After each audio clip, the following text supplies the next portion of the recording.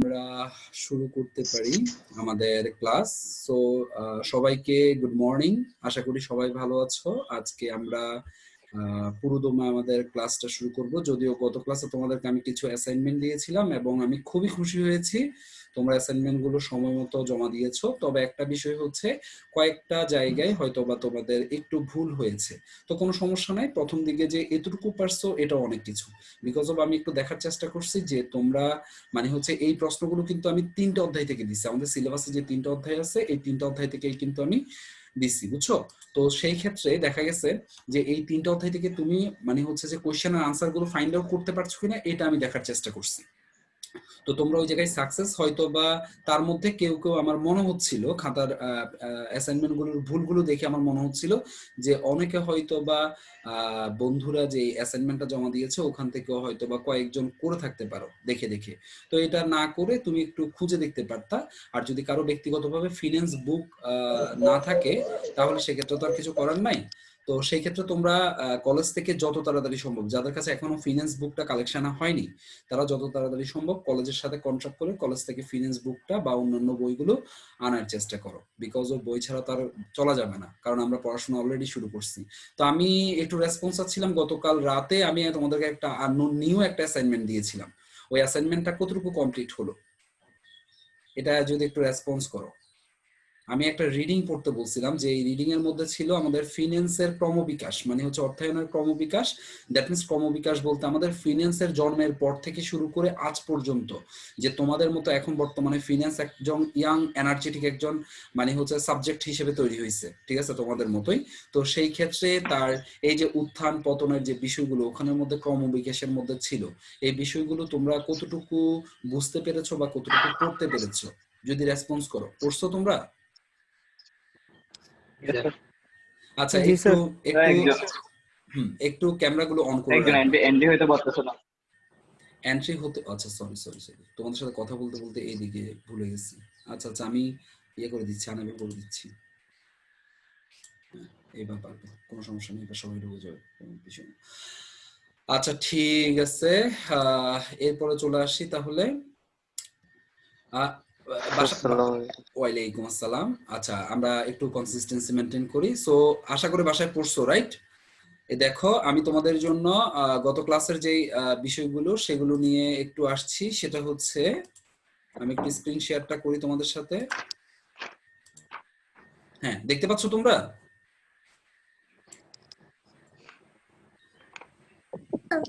Screen শেয়ারটা কি দেখতে পাচ্ছ? আসসালামু আলাইকুম। ওয়ালাইকুম আসসালাম। ওয়ালাইকুম আসসালাম। স্ক্রিন শেয়ারটা কি দেখতে পাচ্ছ কিনা? No sir. আচ্ছা ঠিক আছে। জি স্যার। আচ্ছা ঠিক আছে, কোনো সমস্যা নাই। দেখো এখানের মধ্যে আমি সুন্দর করে লিখে দিছি যে তোমাদের ভুলগুলো হওয়ার আর কারণ নাই। প্রথমে আমরা একটু চলে আসি, প্রথম যে বিষয়টা সেটা হচ্ছে আমাদের ফিন্যান্স কাকে বলে। ঠিক আছে, আমাদের প্রথম প্রশ্নটা ছিল ফিন্যান্স কাকে বলে, এই বিষয়টা আমরা একটু দেখতে চাচ্ছিলাম।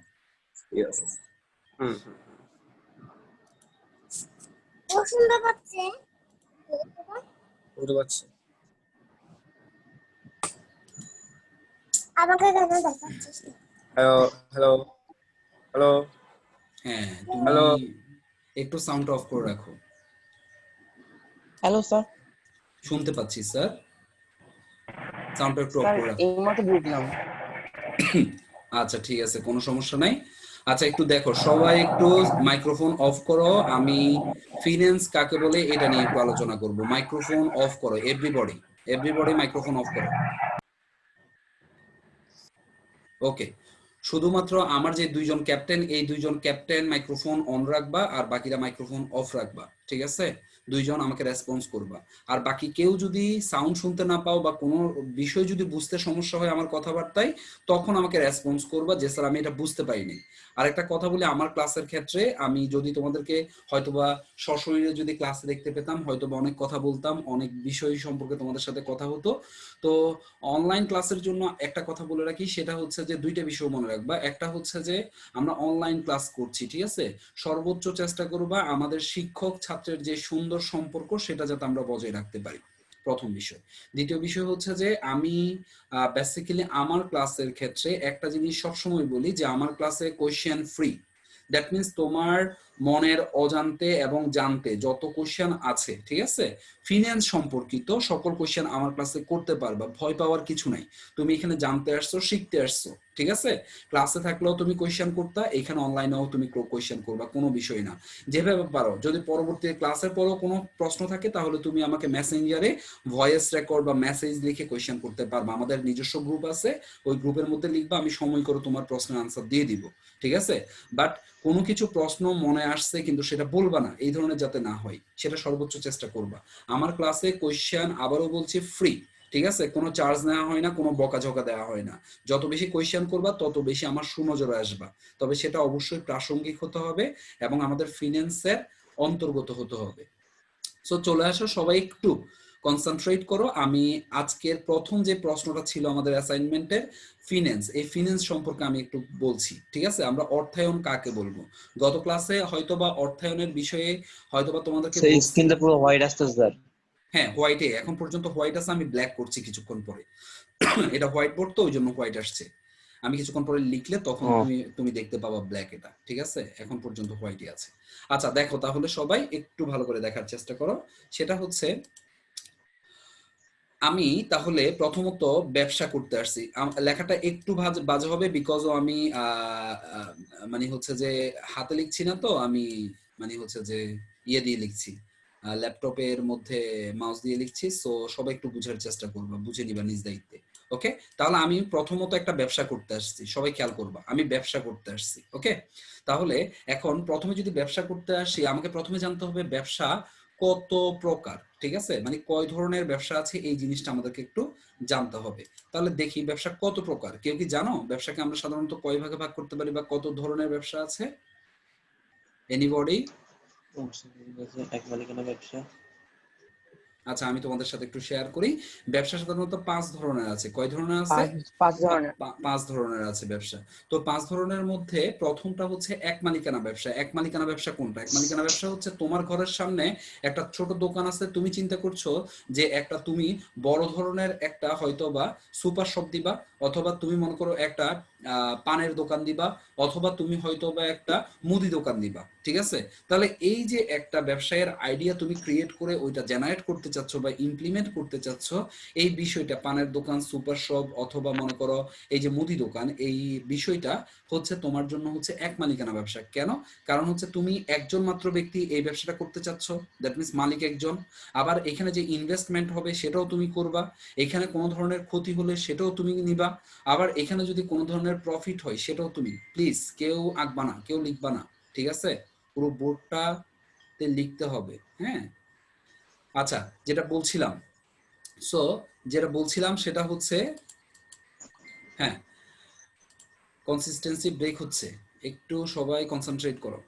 আচ্ছা যেটা বলছিলাম সেটা হচ্ছে, তাহলে এদেরকে আমরা কি বলছি? এক মালিকানা ব্যবসা বলছি। দ্যাট মিনস হচ্ছে শুধুমাত্র একজন মালিক কর্তৃক যদি ব্যবসাটা পরিচালিত হয় তাহলে তাকে আমরা এক মালিকানা ব্যবসা বলছি। কেউ না বুঝলে আমাকে রেসপন্স করবা।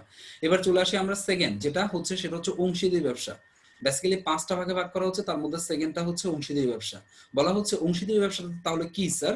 অংশীদারি ব্যবসাটা হচ্ছে, দেখো একজন হলে তাহলে মনে করো সাগর এবং প্রীতম, ঠিক আছে, সাগর শুধুমাত্র একটা ব্যবসা করতে চাচ্ছে, সেটা হচ্ছে যে হচ্ছে তোমার এক মালিকানা ব্যবসা। কিন্তু সাগর, প্রীতম এবং ফাহাদ এই তিনজন, ঠিক আছে, এই তিনজন মিলে চিন্তা করলো যে তারা একটা ব্যবসা করবে। তাহলে এখানের মধ্যে এই তিনজন হয়ে গেল, অথবা সাগর আর ফাহাদ এই দুইজন মিলে চাচ্ছে, তাহলে সেখানে কিন্তু আর একজন নাই, সেখানে দুইজন হয়ে গেল অথবা তিনজন হয়ে গেল। যখন একের অধিক হবে তখন সেটা হয়ে যাবে অংশীদারি ব্যবসা, সেটা আর এক মালিকানা ব্যবসার মধ্যে থাকবে না। এক মালিকানা মানে হচ্ছে শুধুমাত্র একজন মাত্র মালিক থাকবে, আর একজন মাত্র মালিকের যখন অতিরিক্ত হয়ে যাবে তখন সেটা হয়ে যাবে অংশীদারি ব্যবসা। Got the point sir? বুঝতে পেরেছো? জি স্যার।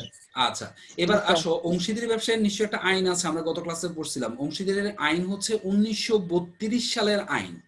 দ্যাট মিনস 1932 সালের অংশীদারি আইন অনুযায়ী অংশীদারি ব্যবসায়ীটা পরিচালিত হয়ে থাকে। তাহলে এই অংশীদারি ব্যবসায়ের ক্ষেত্রে স্যার আপনি তো আমাকে মিনিমাম মেম্বারের কথা বললেন, যে আমার সর্বনিম্ন 2 জন মানুষ নিয়ে আমরা অংশীদারি ব্যবসাটা শুরু করতে পারি। স্যার এটার কি ম্যাক্সিমাম মেম্বার আছে? দ্যাট মিনস হচ্ছে সর্বোচ্চ কতজন? আমি কি ইচ্ছা করলে স্যার 1000 জন দিয়েও শুরু করতে পারবো?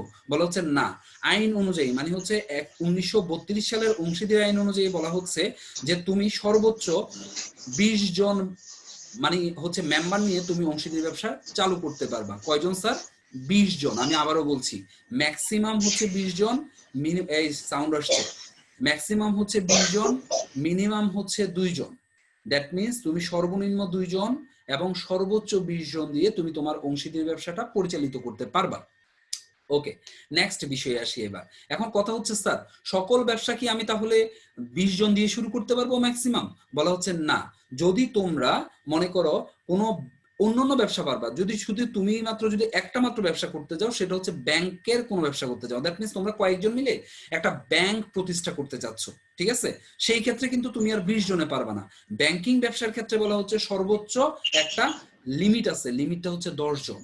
দ্যাট মিনস অন্যান্য ব্যবসায়ের ক্ষেত্রে তোমাকে যদি পরীক্ষায় আসে যে অংশীদারি ব্যবসায়ের সর্বনিম্ন এবং সর্বোচ্চ সদস্য সংখ্যা কত, সর্বনিম্ন হচ্ছে 2 জন, সর্বোচ্চ হচ্ছে 20 জন, লিখে রাখতে পারো। আর যদি বলা হয় অংশীদারি ব্যবসায়ীরা যদি কোনো ব্যাংক ব্যবসা করতে চায়, মানে তাদের ব্যবসাটা হবে ব্যাংক, তারা একটা ব্যাংক প্রতিষ্ঠা করতে চাই, তাহলে সেই ক্ষেত্রে কতজন হবে? সেই ক্ষেত্রে হবে সর্বনিম্ন ঠিকঠাক আছে 2 জন, কিন্তু সর্বোচ্চ হচ্ছে স্যার তখন আর 20 জন হবে না, তখন হবে 10 জন। বুঝতে পারলাম? আচ্ছা, এবং অংশীদারি ব্যবসার মধ্যে সবচেয়ে উল্লেখযোগ্য বিষয় হচ্ছে চুক্তি। দ্যাট মিনস হচ্ছে তারা যেহেতু একের অধিক ব্যক্তি, এখানে চিটিং এর কিছু ব্যাপার থাকতে পারে, বা প্রথম দিকে হয়তো বা সাগর বলতে পারে রাহাতকে যে রাহাত তুমি লাভের 20% নিবা, আমি 80% নিব, তাহলে এইভাবে তাদের সাথে একটা কন্ট্রাক্ট হলো। এখন মৌখিক চুক্তি দিয়ে রাহাত যদি বলে, মনে করো লাভ হওয়ার পরে রাহাত যদি বলে না এই ধরনের তো তোমার সাথে আমার কোনো কন্ট্রাক্ট হয় নাই, তখন কিন্তু সাগর কিছু করার নাই। সেই জন্য বলতেছে এখানের মধ্যে যেহেতু 2 এর অধিক ব্যক্তি, কখনো না কখনো তাদের মানসিক একটা প্রতিক্রিয়া অথবা মানসিক পরিবর্তন করতে পারে, যে তারা হয়তোবা মনের দিক থেকে হয়তোবা চিন্তা করতে পারে না আমি একটু উল্টাই যাই, ঠিক আছে। এই ধরনের ক্ষেত্রে বলা হচ্ছে 1932 সালে আইন অনুযায়ী বলা হচ্ছে যে যখন তুমি একটা অংশীদারি ব্যবসা করতে যাবা তখন তোমাকে অবশ্যই লিখিত চুক্তি, মানে হচ্ছে কার সাথে কি ধরনের কথার মাধ্যমে তুমি ব্যবসাটা শুরু করতে চাচ্ছ সেটার একটা লিখিত ডকুমেন্ট থাকবে, চুক্তি থাকবে। লিখিত ডকুমেন্ট ছাড়া তুমি অংশীদারি ব্যবসা করতে পারবা না। ওই জন্য বলা হচ্ছে অংশীদারি ব্যবসায়ের সবচেয়ে ইম্পর্টেন্ট বিষয় হচ্ছে লিখিত চুক্তি, চুক্তি থাকতে হবে। ঠিক আছে, অংশীদারি ব্যবসা সম্পর্কে এইটুকু আমি সংক্ষিপ্ত বললাম। নেক্সট আরো ক্লাস আমরা অনেক কিছু জানবো। এরপরে চলে আসি এবার আমরা যৌথ মূলধনী ব্যবসা অথবা কোম্পানি ব্যবসা। বলা হচ্ছে কোম্পানি ব্যবসার ক্ষেত্রে বা যৌথ মূলধনী ব্যবসায়ের ক্ষেত্রে আমাদের আইনটা হচ্ছে 1994 সালের আইন অনুযায়ী এটা প্রতিষ্ঠিত এবং পরিচালিত হয়। আমি আবারও বলছি, অনেকে ভুল করছো, 1994, ঠিক আছে। কত সাল? 1994, ওকে, 1994 সাল। আচ্ছা, এবার আসো 1994 সালের কোম্পানি আইন অনুযায়ী কোম্পানি পরিচালিত হয়। এবার চলে আসি আমরা নেক্সট কথাতে। আর তাহলে আমরা কয়টা পড়লাম? 3টা পড়লাম, একটা হচ্ছে এক মালিকানা, একটা হচ্ছে অংশীদারি, আর একটা হচ্ছে যৌথ মূলধনী। এবার 4 নাম্বার যে ইয়েটা হচ্ছে সেটা হচ্ছে যে সমবায় ব্যবসা, ঠিক আছে। আর 5 নাম্বারটা হচ্ছে রাষ্ট্রীয় ব্যবসা। এগুলো নিয়ে আমরা আরো আলোচনা করব। আমি মূলত আজকে তোমাদের এই ব্যবসার কিছু সংক্ষিপ্ত কথাবার্তা বললাম। এবার চলে আসো, আমরা তাহলে একটা ব্যবসা ক্রিয়েট করতে চাচ্ছি। এখন বলতো দেখি, কেউ বলতে পারবা ব্যবসায় সবচেয়ে প্রথমে শুরু করার জন্য সবচেয়ে ইম্পর্টেন্ট যে বিষয়টা মাথায় আসবে সেটা কি স্যার? মূলধন। ভেরি গুড, মূলধন অথবা তহবিল সংগ্রহ করতে হবে আমাকে এট ফার্স্ট। তো মূলধন অথবা তহবিল সংগ্রহ করার ক্ষেত্রে বলা হচ্ছে, ভালো করে খেয়াল করবা, আমাদের 2টা উৎস আছে। কয়টা উৎস স্যার? 2টা উৎস। প্রথমটা হচ্ছে স্যার অভ্যন্তরীণ এবং দ্বিতীয়টা হচ্ছে বাহ্যিক উৎস। 2টা উৎস, একটা হচ্ছে অভ্যন্তরীণ আর একটা হচ্ছে বাহ্যিক উৎস। এবার চলে আসি স্যার, তাহলে এই প্রথমে আমরা কথা বলবো স্যার অভ্যন্তরীণ উৎস নিয়ে। কোন উৎস নিয়ে স্যার? অভ্যন্তরীণ। এই যে অভ্যন্তরীণ উৎসটা দেখতে পাচ্ছ, এই অভ্যন্তরীণ উৎসটা নিয়ে কথা বলবো। তাহলে অভ্যন্তরীণ উৎসটা কি? অভ্যন্তরীণ উৎসটা, মনে করো রাহাত ব্যবসা করতে গেছে, রাহাত একটা ছোটখাটো একটা দোকান দিবে, তার ঘরের সামনে একটা দোকান আছে এবং খুব সেন্টারে একটা জায়গা, সে চিন্তা করতেছে একটা নিজের মতো করে একটা ব্যবসা করবে। আচ্ছা ঠিক আছে, রাহাত গেল ব্যবসা করার জন্য। এখন রাহাত ব্যবসা করার জন্য সবচেয়ে ইম্পর্টেন্ট ইস্যু যেটা, সেটা হচ্ছে রাহাতের কি দরকার? মূলধন দরকার। রাহাতের মূলধন কত দরকার? আমরা একটা অ্যামাউন্ট ধরলাম, রাহাতের 100 টাকা দরকার। জাস্ট ইমাজিন 100 টাকা লাগবে রাহাতের। এখন রাহাত এই 100 টাকা কিভাবে কালেকশন করবে? রাহাত এই 100 টাকা 2টা জায়গা থেকে কালেকশন করবে। একটা হচ্ছে রাহাত তার অভ্যন্তরীণ উৎস থেকে কালেকশন করবে, আর একটা হচ্ছে রাহাত তার বাহ্যিক উৎস থেকে কালেকশন করবে। তো আসো, অভ্যন্তরীণ উৎস তাহলে কি কি? রাহাত প্রথমত অভ্যন্তরীণ উৎস যেটা আছে সেটা হচ্ছে রাহাতের নিজের পকেট। নিজের পকেটে কত টাকা আছে তার দেখলো যে নিজের পকেটে সর্বোচ্চ তার 20 টাকা হবে। সো 20 টাকা দিয়ে তো আর হবে না, তার 100 টাকা লাগবে। তাহলে রাহাতের পরে কার কাছে যাবে? রাহাতের পরে বাবা মার কাছে যাবে। তাদের কাছে থেকে কিছু নিবে। রাহাত এরপর কার কাছ থেকে যাবে? বড় ভাই বড় বোনরা আছে, ভাই বোন আছে, তাদের কাছে যাবে। রাহাত এরপর কাছে যাবে, রাহাতের পরে তার আত্মীয় স্বজনের কাছে যাবে। রাহাতের পরে কার কাছে যাবে? রাহাতের পরে সাগরের কাছে যাবে, ফাহাদের কাছে যাবে, যে বন্ধু আমাকে কিছু টাকা দাও, আমি ব্যবসা করব। তারা কিছু হেল্প করবে। ঠিক আছে? তাহলে এতক্ষণ যে উৎসগুলোর কথা বললাম এগুলো হচ্ছে অভ্যন্তরীণ উৎস। তাহলে কাদের কাদের কথা বললাম? নিজের পকেট, বাবা মা, বন্ধু বান্ধব, আত্মীয় স্বজন, ভাই বোন, পাড়া প্রতিবেশী, এগুলো হচ্ছে আমাদের অভ্যন্তরীণ উৎস। Got the point? G sir. আচ্ছা ঠিক আছে। কেউ যদি সাউন্ড শুনতে না পাও আমাকে একটু বলবা। আজকে আশা করে নেটওয়ার্কের ডিস্টার্ব হবে না, আমি বাসা থেকে কানেক্ট হয়েছি তোমাদের সাথে, সো আশা করে নেটওয়ার্কের ডিস্টার্ব হবে না। তারপরে যদি কারো প্রবলেম হয় আমাকে একটু জানাবা, বা কোনো বিষয় যদি তোমার বুঝতে সমস্যা হয় আমাকে একটু রেসপন্স করবা। যেহেতু আমরা অনলাইন ক্লাস, আমি চাচ্ছি সর্বোচ্চ ইফেক্টিভ হোক আমার অনলাইন ক্লাসটা। ঠিক আছে? যাতে আমার একটা ছাত্র যাতে না বুঝতে পারে এই ধরনের না থাকে। ঠিক আছে? প্রত্যেকটা স্টুডেন্ট বুঝতে হবে। সো দেখো, অভ্যন্তরীণ উৎস।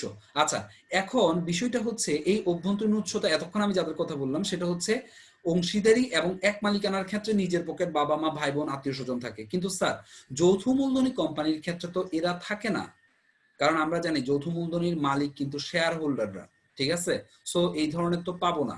বলা হচ্ছে যৌথ মূলধনীর ক্ষেত্রে, লিখে রাখতে পারো, যৌথ মূলধনীর ক্ষেত্রে অভ্যন্তরীণ উৎস হচ্ছে শেয়ার এবং সংরক্ষিত তহবিল। দুইটা বিষয়, একটা হচ্ছে শেয়ার আর একটা হচ্ছে সংরক্ষিত তহবিল। সামনের ক্লাসগুলো এগুলো নিয়ে আরো বিস্তারিত আলোচনা করব। আজকের ক্লাস আমি শুধু ফিনান্স নিয়ে একটু আলোচনা করছি, ওই কারণে এই জায়গায় চলে আসছি বারবার। তাহলে বুঝতে পারছো অভ্যন্তরীণ উৎস সম্পর্কে আইডিয়া হয়েছে? জি স্যার। আচ্ছা ঠিক আছে। তাহলে আমি ধরে নিলাম যে এই অভ্যন্তরীণ উৎস থেকে রাহাত যেটা করলো সেটা হচ্ছে 40 টাকা কালেকশন করতে পারছে, 40 টাকা। কিন্তু তার তো আরো 60 টাকা দরকার। এখন 60 টাকার জন্য সে গেল ব্যাংকের মধ্যে। সে ব্যাংকের মধ্যে যাওয়ার পরে ব্যাংক কর্তৃপক্ষ, তাহলে ব্যাংকের কে? ব্যাংক হচ্ছে আমাদের নিশ্চয়ই ঘরের মানুষ না, তারা হচ্ছে বাইরের মানুষ। ওই কারণে এদেরকে আমরা বাহ্যিক উৎস বলতে পারি। ঘরের মানুষগুলোকে আমরা অভ্যন্তরীণ উৎস বলছি, যাদের কাছ থেকে আমরা 40 টাকা কালেকশন করছি। এবার আমরা বাহ্যিক উৎসতে আসছি, এবং বাহ্যিক উৎস থেকে আমরা বাকি 60 টাকা কালেকশন করতে হবে বাহ্যিক উৎস থেকে, মানে ব্যাংক থেকে। ঠিক আছে? তাহলে এবার আসো, এই যে 60 টাকা আমি কালেকশন করব, ব্যাংক কর্তৃপক্ষ আমাকে 3 ধরনের বিষয় বলতে পারে। একটা হচ্ছে, মনে করো এখানের মধ্যে ফাহাদ গেল বা রাহাত গেল ব্যাংকের মধ্যে টাকা তোলার জন্য বা ঋণ নেওয়ার জন্য। ব্যাংক কর্তৃপক্ষ বলল যে স্যার আপনি যে ঋণ নিচ্ছেন আমরা আপনাকে 60 টাকা দিতে রাজি আছি, কিন্তু 60 টাকার বিপরীতে আপনাকে একটা ইন্টারেস্ট দিতে হবে অবশ্যই, ভালো কথা। কিন্তু কথা হচ্ছে স্যার আপনাকে আমরা 1 বছরের বেশির জন্য ঋণ দিতে পারবো না। দ্যাট মিনস হচ্ছে আপনি যে টাকাটা নিয়ে যাবেন সেটার সুদ সমেত আপনাকে 1 বছরের মধ্যে টাকাটা পরিশোধ করতে হবে। কয় বছরের মধ্যে? 1 বছরের মধ্যে পরিশোধ করতে হবে। ভালো করে খেয়াল করো, কয় বছরের মধ্যে? 1 বছরের মধ্যে। তাহলে সেটা হচ্ছে আমাদের স্বল্প মেয়াদী উৎস। দ্যাট মিনস হচ্ছে আমরা বেসিক্যালি 3 ধরনের উৎস থেকে টাকা সংগ্রহ করতে পারি। একটা হচ্ছে স্বল্প মেয়াদী, একটা হচ্ছে মধ্যমেয়াদী, আর একটা হচ্ছে দীর্ঘমেয়াদী। বাহ্যিক উৎসকে 3 ভাগে ভাগ করা হয়। একটা হচ্ছে স্বল্প মেয়াদী, একটা হচ্ছে মধ্যমেয়াদী, একটা হচ্ছে দীর্ঘমেয়াদী। যাদের লেখার দরকার আছে লিখে রাখতে পারো, আমি কিন্তু আজকের ক্লাসের উপর ডিপেন্ড করে আগামী ক্লাসে কোয়েশ্চেন করব। ঠিক আছে? সো যাদের লেখার দরকার আছে লিখে রাখতে পারো। আবারও বলছি, বাহ্যিক উৎসকে আমরা 3 ভাগে ভাগ করতে পারি। একটা হচ্ছে স্বল্প মেয়াদী, একটা হচ্ছে মধ্যমেয়াদী, আর একটা হচ্ছে দীর্ঘমেয়াদী। তাহলে প্রথমটা হচ্ছে স্বল্প মেয়াদী। স্বল্প মেয়াদী কোনটা স্যার? যখন কোনো উৎস থেকে তুমি টাকা সংগ্রহ করার পরে ওই টাকাটা তোমাকে 1 বছরের মধ্যে পরিশোধ করতে হবে, তাকে আমরা স্বল্প মেয়াদী বলবো। আমি আবারও বলছি, 1 বছরের মধ্যে, যখন 365 দিনের মধ্যে তোমাকে পরিশোধ করতে হবে। সাউন্ড আসছে সাগর। যখন 12 মাসের মধ্যে তোমাকে পরিশোধ করতে হবে। সাগর করো, মাইক্রোফোন অফ করো। ঠিক আছে? যখন 1 বছরের মধ্যে পরিশোধ করতে হবে তখন সেটাকে বলা হচ্ছে স্বল্প মেয়াদী। এবার আসো, মধ্যমেয়াদী কোনটা? মধ্যমেয়াদী হচ্ছে দ্যাট মিনস 1 বছরের বেশি। আর সর্বোচ্চ কত? তাহলে দেখো, এইখানের ক্ষেত্রে স্বল্প মেয়াদীর ক্ষেত্রে সর্বনিম্ন হচ্ছে 1 দিন, মানে বা 0 দিন, মানে আজকে থেকে। আর সর্বোচ্চ হচ্ছে 1 বছর, 12 মাস অথবা 365 দিন। এটা হচ্ছে স্বল্প মেয়াদীর ক্ষেত্রে। তাহলে 12 মাস যখন অতিক্রম করব বা 1 বছর যখন অতিক্রম করব তখন সেটা স্বল্প মেয়াদী থাকবে না, সেটা হয়ে যাবে মধ্যমেয়াদী। তাহলে মধ্যমেয়াদীর ক্ষেত্রে হচ্ছে সর্বনিম্ন 1 বছর এবং সর্বোচ্চ হচ্ছে 5 বছর। ঠিক আছে? 1 বছর থেকে 5 বছরের মধ্যে যদি তুমি তোমার মূলধন এবং সুদ দুইটাই পরিশোধ করতে হয় তাহলে সেটা হচ্ছে মধ্যমেয়াদী। আর দীর্ঘমেয়াদী হচ্ছে বেসিক্যালি যখন এই 5 বছরের অতিরিক্ত সময় তোমাকে যখন সময় দেওয়া হবে যে স্যার আপনি টাকা নিয়ে যাচ্ছেন কোনো সমস্যা নাই, আপনি 10 বছরের মধ্যে পরিশোধ করলে চলবে, তখন সেটা হয়ে যাবে দীর্ঘমেয়াদী। বা আপনি 7 বছরের মধ্যে পরিশোধ করলে সেটা হয়ে যাবে দীর্ঘমেয়াদী। বা আপনি 6 বছরের মধ্যে পরিশোধ করলে সেটা হয়ে যাবে দীর্ঘমেয়াদী। তাহলে এবার ইন টোটাল আমরা কি বলতে পারি? ইন টোটাল আমরা বলতে পারি স্বল্প মেয়াদী হচ্ছে যদি 1 বছরের মধ্যে পরিশোধ করতে হয় সেটা হচ্ছে স্বল্প মেয়াদী। মধ্যমেয়াদী হচ্ছে যদি 1 থেকে 5 বছরের মধ্যে পরিশোধ করতে হয় টাকাটা, সেটা হচ্ছে মধ্যমেয়াদী। আর দীর্ঘমেয়াদী হচ্ছে 5 থেকে সর্বোচ্চ যত বছর হবে হোক, মানে 5 বছরের অধিক সময়ের জন্য তুমি যে ঋণ নিতে পারবা সেটা হচ্ছে দীর্ঘমেয়াদী। আমি কি বুঝাতে পারলাম? কেউ বুঝো না এই ধরনের কি আছে এই বিষয়টা? জি স্যার। আচ্ছা ঠিক আছে, আমি ধরে নিচ্ছি সবাই বুঝছো। একটু রেসপন্স করবা, হ্যাঁ, মানে হচ্ছে যে না বুঝলে রেসপন্স করবা, স্যার তাহলে হ্যাঁ বলো। স্যার এটা রেকর্ড করা আছে না? রেকর্ড করা আছে, রেকর্ড করা আছে। স্যার এটা একটু দিতে পারবেন, কারণ হ্যাঁ এখানে অনেক আটকে আটকে আসতেছে। আচ্ছা, আমার মনে হচ্ছে আমার এইদিকে তো মনে হয় একদম আজকে স্মুথ, তোমার ওইদিকে হয়তো বা একটু, আমি দিয়ে দিব, কোনো সমস্যা নাই স্যার, দিয়ে দিব, কোনো বিষয় না। বাট ক্লাসটা যতটুকু পারো একদম ক্লাসের মধ্যে মনোযোগ দাও, ঠিক আছে? পরে দিয়ে করবা, কিন্তু রেকর্ড ক্লাসটা আসলে ইফেক্টিভ হয় না। আমি দিয়ে দিব বাট ইফেক্টিভ হয় না, যে জায়গায় হয়তো বা প্রবলেম হয় সেটা একটু টেনে দেখতে পারবা, কিন্তু ইফেক্টিভ হয় না, ওই জন্যই বলছি ক্লাসের মধ্যে সর্বোচ্চ চেষ্টা করো। আচ্ছা, এরপরে দেখো, তাহলে দেখো এই যে 40 টাকা কালেকশন করলাম, এই 60 টাকা কালেকশন করলাম, তাহলে টোটাল কালেকশন কত হয়ে গেল? আমার 100 টাকা কালেকশন হয়ে গেল, রাইট? 100 টাকা কালেকশন হয়ে গেল। এবার আসো, এই যে 100 টাকা আমি কালেকশন করলাম, এই 100 টাকার ক্ষেত্রে আমি দেখো এই 100 টাকাটা আমি অভ্যন্তরীণ মানে হচ্ছে আমার বন্ধু বান্ধব আত্মীয় স্বজন থেকে সংগ্রহ করলাম, আর একটা হচ্ছে ব্যাংক থেকে সংগ্রহ করলাম। একবারে খাঁটি বাংলায় যদি বলি, তারা কি আমাকে স্যার মুক্ত টাকা দিবে, মানে ফ্রিতে টাকা দিবে? না স্যার। না স্যার। কখনোই না। ঠিক আছে বন্ধুরা, এই জায়গায় আমি যেহেতু ব্যবসা করতে আসছি, আমরা এখন একদম কমার্শিয়াল পাবলিক, বুঝতে পারছো? আর ফিনান্স পড়ছি মানে তো আমরা একদম একদম পুরোদমে কমার্শিয়াল। ফিনান্স মানে হচ্ছে টাকা, টাকা ছাড়া ফিনান্সে কিছু নাই। টাকাটাকে কিভাবে নাড়াচাড়া করে তুমি তোমার প্রফিট শুধুমাত্র গেইন করতে পারবা, এইখানে ফিনান্সের কথাবার্তা হয়, ঠিক আছে? এখন কথা হচ্ছে এই যে টাকার বিষয়, এখন কথা হচ্ছে এই জায়গায় কেউ কিন্তু তোমাকে মুক্ত টাকা দিবে না, বন্ধুও দিবে না, বাবা মাও দিবে না, আমরা ধরে নিচ্ছি কেউ দিবে না, ঠিক আছে? এমনকি তুমিও তোমাকে মুক্ত টাকা দিবে না। মুক্ত টাকা দিবে না মানে কি, তুমিও প্রফিট করতে চাইবা তোমার টাকা থেকে, ওটা মুক্ত টাকা, ওই জায়গায় বলছি আর কি বিষয়টা। তাহলে দেখো, এরাও বলছে যে আমার থেকে যে 40 টাকা নিয়ে যাচ্ছেন আমাকে 10% প্রফিট দিতে হবে, ঠিক আছে? আবার এরাও বলছে আমার কাছ থেকে যে টাকা নিয়ে যাচ্ছেন আমাকে 10% প্রফিট দিতে হবে। তাহলে দুই পক্ষকে যদি 10% প্রফিট দিতে হয়, তাহলে ইন টোটাল আমাকে 100 টাকার উপর 10% প্রফিট তাদেরকে দিতে হবে।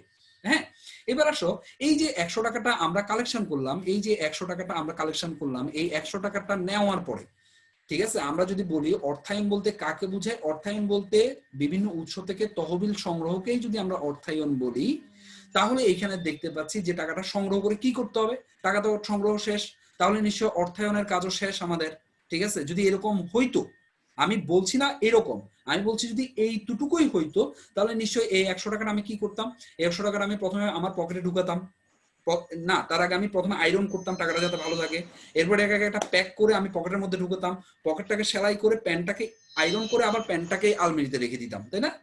1 বছর পরে যখন প্যান্টটা থেকে আমি পকেট থেকে আমি 100 টাকা বের করলাম, স্যার এই 100 টাকার সাথে কি এই 10 টাকা আছে স্যার? না। অবশ্যই নেই, কিন্তু স্যার এরা তো 10 টাকা নেওয়ার জন্য বসে আছে, তাই না? এই দুইটা পক্ষ 10 টাকা নেওয়ার জন্য বসে আছে, তাহলে এদেরকে 100 টাকা না 40 টাকা 60 টাকা ফেরত দিতে পারবা, কিন্তু এই 10 টাকা কি স্যার ফেরত দিতে পারবা? পারবা না। তাহলে নিশ্চয়ই আমাকে এই জায়গায় এসে বসে থাকলে চলবে না, এবং প্যান্টের মধ্যে আমি প্যান্টের পকেটে 100 টাকাটা রেখে আয়রন করে রেখে দিলে আমার ফিনান্সের কাজ হবে না। আমার ফিনান্সের কাজ আরো বাকি আছে, সেটাতে আমরা একটু যাই। ফিনান্সের বেসিক্যালি দুইটা হাত। এই এতক্ষণ আমরা যেটা আলোচনা করলাম সেটা হচ্ছে একটা হাত নিয়ে আলোচনা করছি, এই পার্টটা নিয়ে আলোচনা করছি, সেটা হচ্ছে ফিনান্স তহবিল সংগ্রহ করে, ব্যবসায়ের জন্য বিভিন্ন উৎস থেকে তহবিল সংগ্রহ করে। এবার বাকি হাতটা নিয়ে আলোচনা করি, সেটা হচ্ছে আমাদের বিনিয়োগ সংক্রান্ত যে বিষয়টা। এবার আসো, মার্কেটের মধ্যে আমার একটা, দুইটা, তিনটা, চারটা ধরলাম, আমি চারটা আমার প্রকল্প আছে বা ব্যবসায়ের খাত রয়েছে যেখানে আমি আমার এই 100 টাকাটা বিনিয়োগ করতে পারি। আমি ধরে নিলাম আমার প্রথম যে খাতটা সেটা হচ্ছে বেক্সিমকো ফার্মাসিউটিক্যাল কোম্পানি। আমি ধরে নিলাম আমার দ্বিতীয় যে স্যার প্রজেক্ট, কথা বোঝা যাচ্ছে না।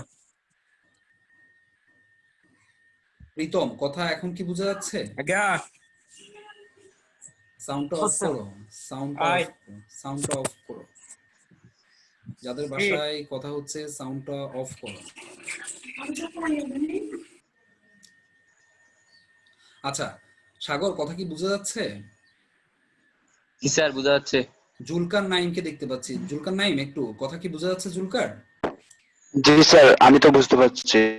আচ্ছা ঠিক আছে, ঠিক আছে। কারো হয়তো বা নেটওয়ার্কে ডিস্টার্ব হতে পারে, সো চেষ্টা করো, হ্যাঁ একটু বোঝার জন্য চেষ্টা করো কি করবা। আচ্ছা দেখো, কিছু জিনিস আমাদের হাতে থাকে না, বুঝছো? যেমন ইচ্ছা করলেও কি তুমি আর আমি এখন কলেজে কি অবস্থান করতে পারবো? পারবো না। সো এটা আমাদের হাতের বাইরে। কিন্তু আমরা যাতে এগিয়ে যাওয়াটা না থামাই, ঠিক আছে? আমরা কিন্তু সর্বোচ্চ চেষ্টা করছি, এবং তোমরা যে ক্যামব্রিয়ান কলেজ সিলেক্ট করছো এটাই সবচেয়ে তোমাদের মানে সুপরিকল্পিত এবং বুদ্ধিমানের মতো কাজ হয়েছে। কেন? কারণ হচ্ছে যে চিটং শহরে খুব কম কলেজ রয়েছে যারা এই ধরনের অনলাইন ক্লাসের এবং ইফেক্টিভ অনলাইন ক্লাসের ব্যবস্থা করেছে, ঠিক আছে? তো সেই ক্ষেত্রে তোমরা এমন একটা কলেজকে চয়েস করছো যেটাতে আসলে তুমি বসে থাকার কোনো উপায় নেই, তুমি তোমার এই লকডাউনটাকেও সুন্দর করে ব্যবহার করতে পারছো, ঠিক আছে? সেই জন্য তোমাদেরকে অনেক অনেক ধন্যবাদ। সো চলে আসো, আমরা আবার পড়াতে চলে আসি। একটু দেখো, তাহলে আমি বললাম প্রথম প্রকল্পটা আমি ধরে নিলাম যে ব্যাক্সিমকো ফার্মাসিউটিক্যাল কোম্পানি, এটা একটা বড় কোম্পানি, হ্যাঁ তোমরা অনেকে হয়তো নাম শুনছো। আমি দ্বিতীয় প্রকল্প ধরে নিচ্ছি যে এটা হচ্ছে স্কয়ার কোম্পানি, এটা হচ্ছে মনে করো আমার পিএইচপি কোম্পানি, এটা হচ্ছে মনে করো শেয়ার মার্কেট। চারটা কোম্পানি ধরলাম। তারা এই জায়গায় যদি আমি ইনভেস্ট করি, ব্যাক্সিমকো বলছে আপনাকে আমরা 8% লাভ দিব। যদি আমরা স্কোয়ারে ইনভেস্ট করি তারা বললো আমাকে 9% লাভ দিবে। যদি আমি এইখানে ইনভেস্ট করি, দ্যাট মিনস হচ্ছে আমি পিএইচপি তে ইনভেস্ট করি, তারা আমাকে বললো আপনাকে আমরা 9.5% লাভ দিব। যদি আমরা শেয়ার মার্কেট ইনভেস্ট করি তারা আমাকে বললো 10% লাভ দিবে, ঠিক আছে? এবার আমার কোয়েশ্চেন হচ্ছে, আমি এখানে যদিও সবাইকে দেখতে পাচ্ছি না, এখানে তিনজনকে দেখতে পাচ্ছি। আমি এখানে জুলকারকে দেখতে পাচ্ছি। জুলকার একটু বলতো দেখি, তুমি হলে কোথায় ইনভেস্ট করতা? তোমার এই যে 100 টাকাটা আছে, এটা কোন জায়গায় ইনভেস্ট করতা? যেখানে মানে 10% যেটাতে দিত ওটাতে। আচ্ছা, দ্যাট মিন্স হচ্ছে ডি নাম্বার প্রকল্প। আমরা যদি এ বি সি ডি ধরি, আমরা ডি নাম্বার জি প্রকল্পে, জি। দ্যাট মিন্স হচ্ছে যে আমরা এখানের মধ্যে মানে শেয়ার মার্কেটে ইনভেস্ট করতাম। ভেরি গুড চুলকা। কিন্তু sir as a finance manager, হ্যাঁ আমি এখানে কিন্তু আমার ক্লাসে যারা আছে সবাই কিন্তু ফাইন্যান্স ম্যানেজার ধরবা নিজেদেরকে, ঠিক আছে? বিকজ তুমি ফাইন্যান্স পড়ছো, এখন you are a finance manager in your company, ঠিক আছে? তোমার কোম্পানিতে তুমি ফাইন্যান্স ম্যানেজার। তাহলে একটু দেখো, এই যে আমি যদি আমার কোম্পানির ক্ষেত্রে ডিসিশন মেক করতে হতো, আমি অবশ্যই জুলকারের মতো আমি এখানের মধ্যে ইনভেস্ট করতাম না। এখন জুলকারের কিন্তু কিছু করার নাই, ঠিক আছে? এখন আমি কেন ইনভেস্ট করতাম না এটার একটু ক্লারিফাই করি। আমি ইনভেস্ট করতাম না। জুলকার একটা জিনিস খেয়াল করো, আমি তোমাদেরকে এই জায়গায় একটা হ্যাসেলের মধ্যে ফেলে দিয়েছি। কেন? কারণ হচ্ছে জুলকার দেখো, তুমি যদি 10% নাও, মানে তোমার প্রফিট হচ্ছে মানে হচ্ছে ইনকাম হচ্ছে 10%, হ্যাঁ এই জায়গায় ইনভেস্ট করলে তোমাকে ওরা 10% লাভ দিচ্ছে, তাহলে তোমার ইনকাম হচ্ছে 10%। আবার তুমি কিন্তু তুমি যাদের কাছ থেকে টাকা নিচ্ছ তাদেরকেও 10% দিয়ে দিতে হচ্ছে। তাহলে আলটিমেটলি জুলকার, তুমি ব্যবসা করতে আসছো কি জন্য? খালি টাকার জন্য, খালি পকেটের জন্য? তোমার কোনো প্রফিট কি এখানে আছে? তুমি নিচ্ছ 10 টাকা, দিচ্ছ 10 টাকা, মাঝখানে কি তোমার জন্য কিছু আছে? তুমি যে ব্যবসা করছো, কিছু নাই। তাহলে আমি নিশ্চয়ই মক্ত খাওয়ার জন্য বা আমি ঘরে খেয়ে মানে বনের মোষ তাড়ানোর জন্য ব্যবসা করতে আসি নাই। আমি নিশ্চয়ই এখানে, আমরা জানি, আমরা পড়ে আসছি ব্যবসায়ের মূল উদ্দেশ্য হচ্ছে প্রফিট গেইন করা বা মুনাফা অর্জন করা। তাহলে এখানে মূলধন দেখতে মূলধন সংগ্রহ। না, ব্যবসায়ের মূল উদ্দেশ্য হচ্ছে মুনাফা অর্জন করা, ঠিক আছে? তাহলে এখানে তো আমার মুনাফা অর্জন হচ্ছে না। তাহলে কি করতে হবে জুলকার? তাহলে এখানে যেটা করতে হবে, আমাকে নিশ্চয়ই অন্য মার্কেটে আমাকে ই নাম্বার প্রকল্প খুঁজতে হবে, যেই প্রকল্পে এই ই নাম্বার প্রকল্পটা আমি তোমাদেরকে দিই নাই, হ্যাঁ যার কারণে তোমরা ডিসিশন মেকটা পারফেক্ট হয়নি। ই নাম্বার প্রকল্প খুঁজতে হবে যেখানের মধ্যে আমাকে অন্তত আমার এই যে কস্টিং 10%, এই 10%-এর উপরে প্রফিট দিচ্ছে। দ্যাট মিনস হতে পারে সেটা 11%, অথবা হতে পারে সেটা 12%, হতে পারে সেটা 13%, কিন্তু আমাকে 10%-এর উপরে যেতে হবে। কারণ কি? আমার খরচ হচ্ছে 10%, তাহলে আমার ইনকামও যদি 10% হয় আমার কিন্তু কোনো প্রফিট থাকছে না। তাহলে মনে করো আমি নিলাম 12%, মনে করো আমি কালেকশন করলাম, মানে আমি 12%-এর জন্য একটা এই প্রকল্প পেলাম এবং আমি সেখানে ইনভেস্ট করলাম, ঠিক আছে? যদি আমি সেখানে ইনভেস্ট করি তাহলে আমার 12% আসতেছে। এই সাউন্ড হচ্ছে সাগর, কি করতেছো তুমি? কিবোর্ড ইয়ে করছো মনে হয়। আচ্ছা দেখো, যেটা বলছিলাম সেটা হচ্ছে এই যে 12% প্রফিট হচ্ছে, তাহলে আমার আসলো কত? 12%। দেখো একটু ভালো করে, আমার আসলো 12%, আমার আসলো এই জায়গা থেকে আমি দিলাম 10%, ঠিক আছে, দ্যাট মিনস এদেরকে আমি 10% দিলাম, বাকি 2% আমার পকেটে থেকে গেল। ঠিক আছে, এই 2%-এর মধ্যে আমি 1% আমার ব্যবসায়ের যে পরিচালন খরচগুলো, কারণ আমি ব্যবসা করতে আসছি, আমার অফিস খরচ আছে, কর্মচারী খরচ আছে, অন্যান্য ব্লা ব্লা অনেকগুলো খরচ আছে, এগুলোর জন্য আমি 1%-এর যেই প্রফিট সেটা আমি সেখানে খরচ করলাম। বাকি যে 1% থাকতেছে সেই 1% আমি ঘরে নিয়ে যেতে পারবো। আমি কি বুঝাতে পারলাম এই প্রসেসটা? আচ্ছা ঠিক আছে, কেউ না বুঝলে একটু বলো তো আমাকে, এনিবডি একদম। আমার ক্লাসে কতজন আছে যদিও আমি এখন ফুল স্ক্রিনে নাই, তো আমি দেখতে পাচ্ছি না। ঠিক আছে, যাই হোক, আমার মনে হচ্ছে সকল স্টুডেন্ট আমার ক্লাসে উপস্থিত আছো। সো কেউ বুঝতে না পারলে একটু আনমিউট করে আমাকে বলো তো যে স্যার আমি এই জায়গায় বুঝি না, এই টোটাল প্রসেসটার মধ্যে কে কি বুঝো না আমাকে একটু বলো তো স্যার। কেউ আছো এই ধরনের যে বুঝি নেই বা কোনো বিষয় বুঝি নাই?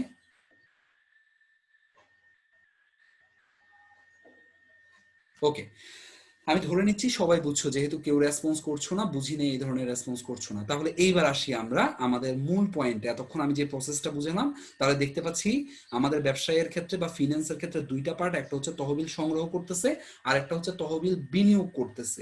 এখন এইখানে একটা বিষয় আছে স্যার, বিনিয়োগ তো এটাতেও করতে পারতো, বিতেও করতে পারতো, সিতেও করতে পারতো, ডিতেও করতে পারতো, সবগুলোতে না করে ইতে কেন গেল? কারণ ই হচ্ছে এদের মধ্যে সবচেয়ে ভালো, এবং ওই জন্য ইর জন্য আমরা একটা ওয়ার্ড ইউজ করতে পারি, সেটা হচ্ছে সর্বোৎকৃষ্ট প্রকল্প। ঠিক আছে, ইর জন্য সর্বোৎকৃষ্ট মানে কি সবচেয়ে ভালো। হ্যাঁ, আর A B C D E আমরা যে চারটা প্রকল্প এখানের মধ্যে দেখছিলাম, এই চারটা প্রকল্প, পাঁচটা প্রকল্প আমরা এখানে দেখলাম, সর্বোৎকৃষ্ট প্রকল্প আমরা দেখতে পাচ্ছি ই, এবং ওই জন্য আমরা ইতেই ইনভেস্ট করছি। ঠিক আছে, তাহলে এই যে দেখো এখানে কি বলছে, ফিন্যান্স কাকে বলে? বলা হচ্ছে বিভিন্ন উৎস থেকে তহবিল, সংগ্রহীত তহবিল। তাহলে বিভিন্ন উৎস আমরা এখানের মধ্যে দুইটা উৎস দেখলাম, একটা হচ্ছে অভ্যন্তরীণ এবং বাহ্যিক। এই চারটা একটু দেখো, আমরা সংজ্ঞার সাথে এটা ম্যাচিং করব। বিভিন্ন উৎস, তাহলে এখানে আমরা যেটা দেখতে পাচ্ছি, বিভিন্ন উৎস হচ্ছে এখানে আমাদের দুইটা, একটা হচ্ছে অভ্যন্তরীণ, একটা হচ্ছে বাহ্যিক। তাহলে বিভিন্ন উৎস থেকে সংগ্রহকৃত অর্থ বা তহবিল, সংগ্রহকৃত অর্থ বা তহবিল, তোমাদেরকে কাউকেই লিখতে হবে না, আমি সংজ্ঞাগুলো দিয়ে দিব তোমাদেরকে, জাস্ট একটু মনোযোগ দাও। তাহলে বিভিন্ন উৎস থেকে সংগ্রহকৃত অর্থ, সংগ্রহ করার পরে কিন্তু শেষ না, এরপরে কি করব? বিনিয়োগ করব। তাহলে এরপর আমাকে কি বলছে? সংগ্রহকৃত তহবিল সর্বোৎকৃষ্ট প্রকল্পে বিনিয়োগ করা। ঠিক আছে, তাহলে আসো এবার সর্বোৎকৃষ্ট প্রকল্প কোনটা? এখানে অনেকগুলো প্রকল্প থাকবে আমাদের মার্কেটে, তার মধ্যে আমি সবচেয়ে ভালো প্রকল্পটা গ্রহণ করব। তাহলে সর্বোৎকৃষ্ট প্রকল্পে এই যে বিনিয়োগ করলাম, তাহলে বিনিয়োগ করার পরে বলা হচ্ছে, তাহলে এই টোটালটা একটা কি স্যার? সাইকেল অথবা প্রসেস, মানে প্রক্রিয়া, তাই না? তাহলে বলা হচ্ছে এই যে প্রক্রিয়া, টোটাল প্রক্রিয়া, এই টোটাল প্রক্রিয়াকে আমরা কি বলবো স্যার? আমরা যেটা বলবো সেটা হচ্ছে আমাদের ফিন্যান্স বলবো। ঠিক আছে, আমাদের ফিন্যান্স মানে আমরা যেটাকে অর্থায়ন বলছি। ওকে, আমি এখানে আসলে পারফেক্টলি লিখতে পারছি না, ওকে, তারপরও তোমরা আশা করি বুঝে নিতে পারছো। আচ্ছা, যেটা বলছিলাম, তাহলে অ্যাগেইন আমি সংজ্ঞাটা একটু বলছি, তোমরা আরেকবার মিলাই দেখো। ঠিক আছে, আমাদের চিত্রের সাথে এটা মিলতেছে কিনা। বিভিন্ন, এইবার একটু মনোযোগ দাও, মানে সবাই চোখ বন্ধ করো, আমার চারটা একটু মাথায় নাও, একটু মানে ইমাজিন করো, এবার একটু আমি সংজ্ঞা বলছি, তোমরা একটু মিলাই নাও। বিভিন্ন উৎস হতে সংগ্রহকৃত অর্থ বা তহবিল সর্বোৎকৃষ্ট প্রকল্পে বিনিয়োগ সংক্রান্ত প্রক্রিয়াকে অর্থায়ন বলে। সবাই কি বুঝতে পেরেছো? জি স্যার। এটা ভেরি গুড, ভেরি গুড। আজকে আসলে আমি জাস্ট হচ্ছে ফিন্যান্সের সংজ্ঞাটা পড়ানোর চেষ্টা করছিলাম তোমাদেরকে। আশা করছি তোমাদের সংজ্ঞাটা ক্লিয়ার। একদম পড়বা, ভালো করে পড়বা, যা পড়বা ভালো করে পড়বা। ঠিক আছে, আমি মনে করো বললাম যে স্যার আমি কি কি জানি, একটু বলেন তো আপনি কি কি জানেন। আমি বললাম যে আমি ফিন্যান্স জানি, অ্যাকাউন্টিং জানি, ইংলিশ জানি, ম্যানেজমেন্ট জানি, ফিজিক্স জানি, কেমিস্ট্রি জানি, অনেক কিছু জানি। ঠিক আছে, কিন্তু আমাকে কোয়েশ্চেন করলে আমি কোনোটাই পারলাম না। তাহলে এই জানার চেয়েও আমি যদি তোমাকে বলি স্যার আমি শুধুমাত্র ফিন্যান্স জানি, এবং ফিন্যান্স থেকে যত কোয়েশ্চেন করলে আমি সব পারলাম, এটাই উত্তম। সো তুমি তুমি কি কি জানো? স্যার আমি শুধুমাত্র ফিন্যান্সের সংজ্ঞার একদম আদ্যপান্ত সবকিছু জানি। তাহলে আমি ফিন্যান্সের সংজ্ঞা থেকে তোমাকে কোয়েশ্চেন করলে তুমি পারলা, এটাই হচ্ছে সাকসেস। যা জানবা ভালো করে জানবা। সো আজকে আমরা ফিন্যান্সের সংজ্ঞাটা পড়লাম। সো তোমাদের যে অ্যাসাইনমেন্টটা ছিল, সেই অ্যাসাইনমেন্ট এখানের মধ্যে দেখতে পাচ্ছ, যাদের ভুল আছে তারা একটু সংশোধন করে নিবা। এখন নষ্ট করে ফেলি রাখ তোমার প্রীতম, স্যার একটা প্রশ্ন ছিল স্যার। হ্যাঁ বলো। সেখানে মানি লন্ডারিং আইন হবে নাকি মানি লন্ডারিং প্রতিরোধ আইন হবে? নম্বর প্রশ্নটা সেখানে দিছিলেন যে স্যার মানি মানি লন্ডারিং হ্যাঁ আইন মানি কত সালে একই সমস্যা নাই, মানি লন্ডারিং প্রতিরোধই করে বেসিক্যালি, ঠিক আছে? মানে মানি লন্ডারিংটা তো এটা এই আচ্ছা প্রীতম সাউন্ড অফ করো। মানি লন্ডারিং তো একটা অবৈধ কাজ, এটাকে প্রতিরোধ করার জন্য বেসিক্যালি আমরা যে আইনটা করব সেটাই হচ্ছে মানি লন্ডারিং আইন, বুঝতে পারছো? আমি এখানে আমি বুঝি না, আরেকবার বলো।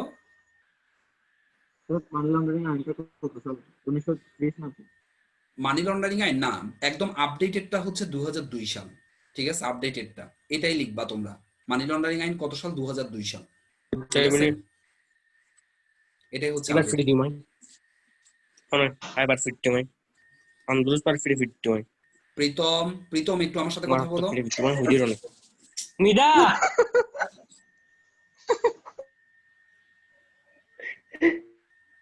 প্রীতম একদম ফিডি বলে ফাটাই ফেলাবে।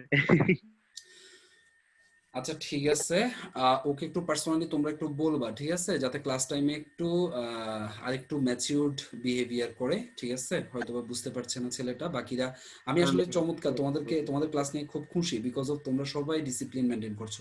আমি তাহলে আজকে আসলে এতটুকু পর্যন্তই বোঝাতে চাচ্ছিলাম তোমাদের সাথে। সো তোমরা